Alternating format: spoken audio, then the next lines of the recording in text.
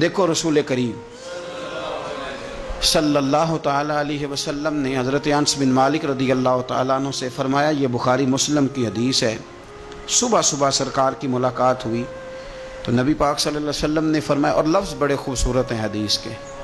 حضرت انس کہتے ہیں میں قربان جاؤں، میں تو غلام تھا نا، لیکن حضور فرمانے لگے، یا بنیا، او میرے بیٹے، تجھ سے ایک بات نہ کروں؟ یا رسول اللہ حکم کریں؟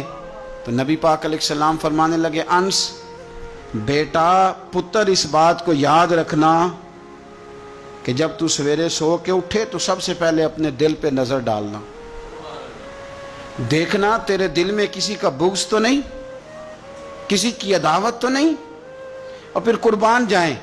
نبی پاک صلی اللہ علیہ وسلم نے یہ نہیں فرمایا کہ تجھے اتنی جزا ملے گی، اتنا ثواب ملے گا، اتنا اجر ملے گا۔ کیا انداز ہے کریم محبوب کا، تیرے آگے ہیں یوں دبے لچے فصحا عرب کے بڑے بڑے، کوئی جانے منہ میں زبان نہیں، نہیں بلکہ جسم میں جان نہیں۔ حضور فرمانے لگے، انس دیکھنا ذرا ترتیب جملوں کی، فرمایا انس صبح اٹھ کے اپنے دل پہ نظر ڈالنا، تیرے دل میں کسی مومن کا بغض تو نہیں۔ اور ثواب نہیں بیان کیا، بلکہ حضور فرمانے لگے، انس خیال کرنا، بغض تو نہیں۔ اور فرمایا، انس یہ خیال کرنا اور بغض نہ رکھنا یہ تیرے نبی کا طریقہ ہے، فرمایا یہ تیرے رسول کی سنت ہے، اس کا ذرا خیال رکھنا۔ گویا حضور نے فرمایا یہ میری وصیت ہے، میرے اس طریقے کو ذرا جاری۔ سویرے اٹھ کے موبائل پہ نظر ڈالنا ضروری نہیں، کھاتا دیکھنا ضروری نہیں، سویرے اٹھ کے کوئی روب ڈالنے کے نئے نئے طریقے اور مال کمانے کے نئے نئے طریقے سوچنا یہ تو مردہ کر دیتا ہے دل کو۔ سویرے اٹھ اور سب سے پہلے دل پہ نظر ڈال، اگر تیرا دل بغض سے پاک ہے تو پھر انشاءاللہ تعالیٰ پیسے اگر آج تھوڑے بھی کمائے گئے تو نیند رات کو انشاءاللہ سکون کی اللہ عطا فرمائے، لیکن اگر اندر حسد کا، بغض کا، نفاق کا دھندا چل رہا ہے، دھندا، کیا خوبصورت بات کرتے ہیں اللہ کے بندے۔ حضرت سلطان باؤ رحمت اللہ تعالیٰ علیہ فرمانے لگے، اور دل کالے نالوں منہ کالا چنگا، جے کوئی رمز پچھانے، دل کالے نالو منہ کالا چنگا، جے کوئی رمز پچھانے۔ چھوڑ، منہ کالا ہو جائے تو کام چل جاتا ہے، لیکن دل کالا ہو جائے تو تباہی اتر جاتی۔ دل نہ تیرا سیاہ کالا ہو، مہربانی کر۔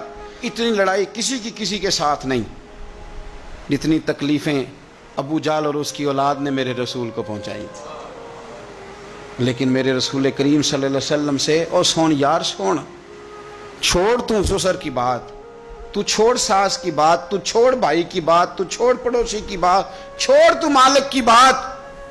اکرمہ بن ابو جہل دوڑ گیا تھا، ابو جہل کا بیٹا، وہ اپنے باپ سے زیادہ دشمنی کر دوڑ گیا،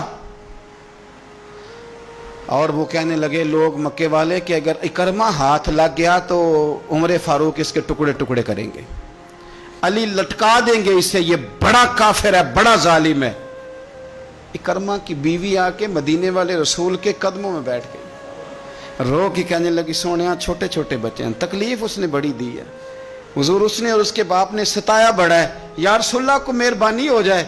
تو نبی پاک نے سر سے پگڑی اتار کے دی، فرمایا جا اسے جا کے نشانی دینا کہ رسول نے تجھے معاف کر دیا۔ تو کون سے اتنے بڑی عداوتیں لیے بیٹھا ہے؟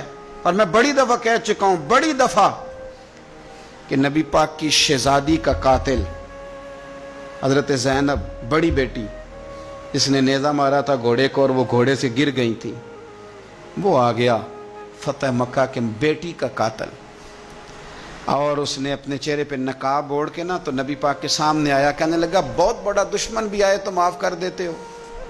تو نبی کریم فرمانے لگے، بیٹیاں بھولا نہیں کرتی، پر تو کلمہ پڑھ، میں تجھے بھی معاف کرنے کو تیار۔ یہ بھولا نہیں کرتی، کیا کروں، بیٹیاں کہاں بھولتی، لیکن تو پڑھ نہ کلمہ۔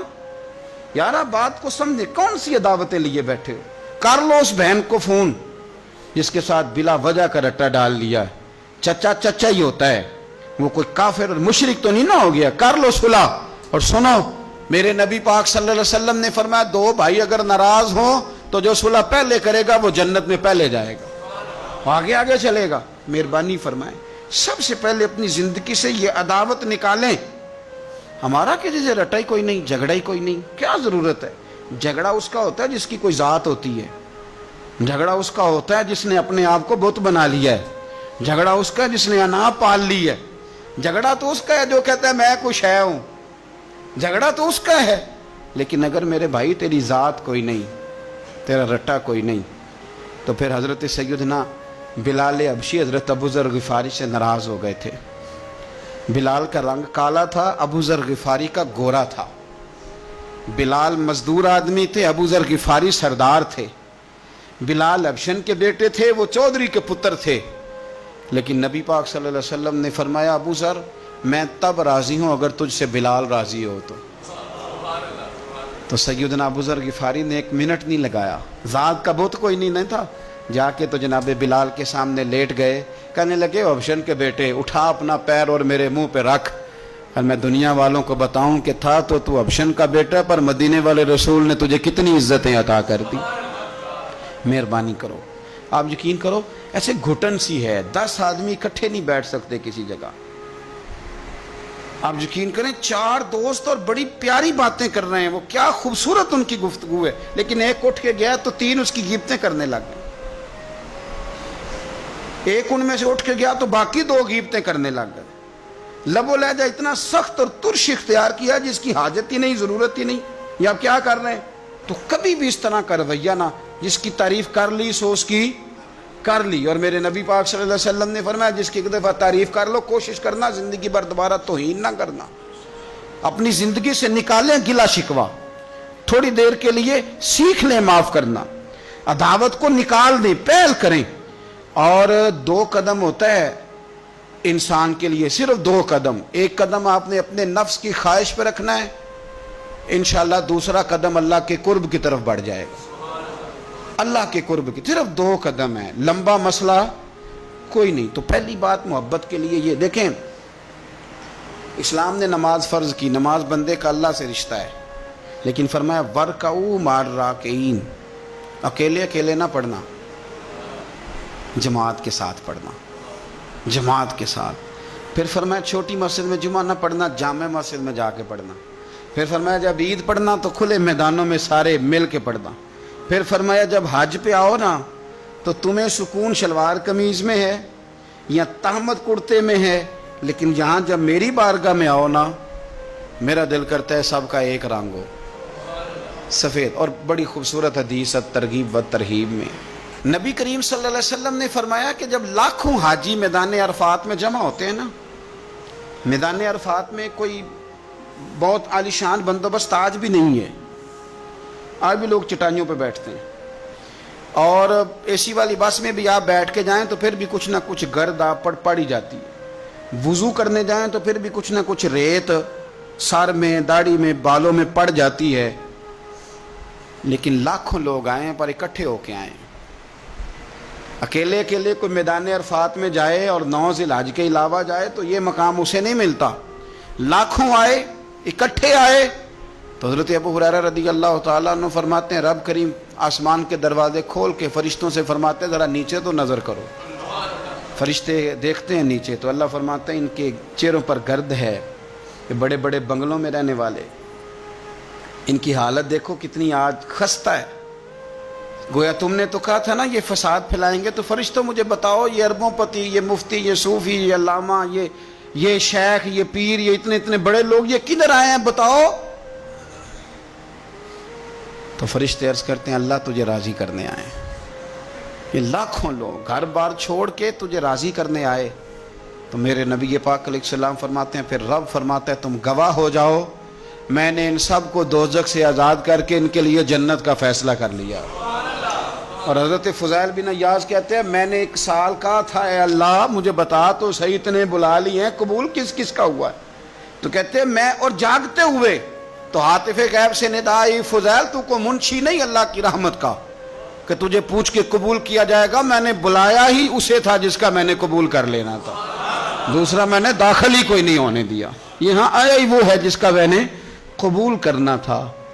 حضور فرماتے ہیں رب فرماتے ہیں گواہ ہو جاؤ میں نے ان کے گناہ بخش کے جنت کا فیصلہ کر، اگلے لفظ سنیں گے تو اور خوش ہو جائیں گے۔ نبی پاک علیہ السلام فرمانے لگے، حضور فرمانے لگے رب فرشتوں سے فرماتے ہیں انہیں بھی بخش دیا ہے اور جن جن کے لیے یہ دعا کریں گے میں ان سب کی بھی مغفرت فرما دوں.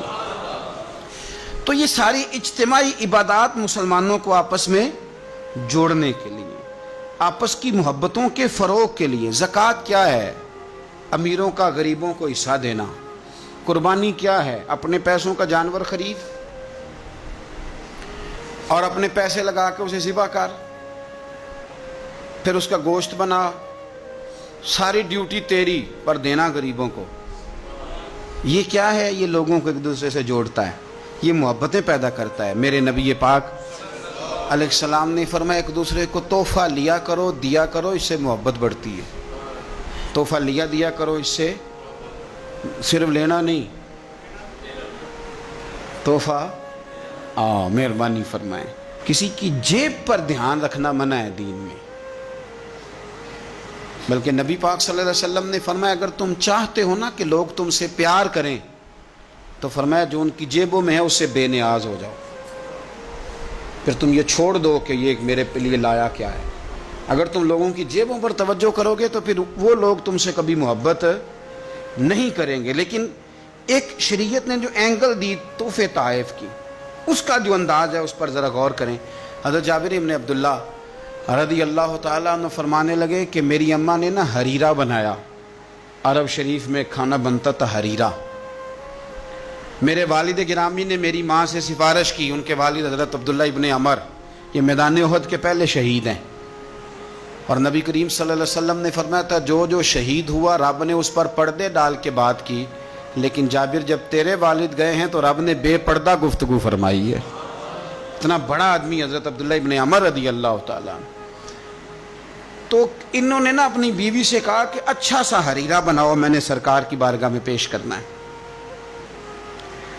تو کہتے ہیں بڑا پیارا، میری ماں نے نا بڑی خوشبو اس میں سے آ رہی تھی، وہ تیار کر کے اور بڑے برتن میں ڈال کے اوپر سے ڈھک کے مجھے دیا. جب میں نبی کریم صلی اللہ علیہ وسلم کی بارگاہ عالی مرتبت میں پہنچا تو اس کی خوشبو تو دور سے آ رہی تھی، اور ویسے بھی اللہ تعالیٰ نے غیب کی کنجیاں حضور کو عطا فرمائی ہیں. لیکن نبی کریم صلی اللہ علیہ وسلم پھر بھی فرمانے لگے تیرے باپ نے گوشت پکا کے بھیجا میرے لیے، اندر حریرہ ہے اور خوشبو آ رہی ہے. حضور فرمانے لگے تیرے والد نے کیا گوشت بنا کے بھیجا؟ اللہ کرے آپ کو سمجھ آئے میری بات. سرکار کسی سے کسی چیز کا مطالبہ کریں تو یہ اس کے نصیب ہیں، یہ تو وہ قبول ہو گیا. چونکہ نبی کریم کی تو بیٹی سیدہ فاطمہ کے گھر اگر شام کو کھانا نہ پکے تو رب جنت سے بھیج دیتا ہے، تو سرکار کو تو محتاجی نہیں کسی کی. لیکن حضور صلی اللہ علیہ وسلم، آپ بات کو سمجھیے گا میں کیا عرض کر رہا ہوں، اس اشارے کو سمجھیں جس کو صحابہ سمجھے. نبی پاک صلی اللہ تعالی علیہ وسلم نے فرمایا تیرے ابا نے گوشت پکا کے بھیجا ہے.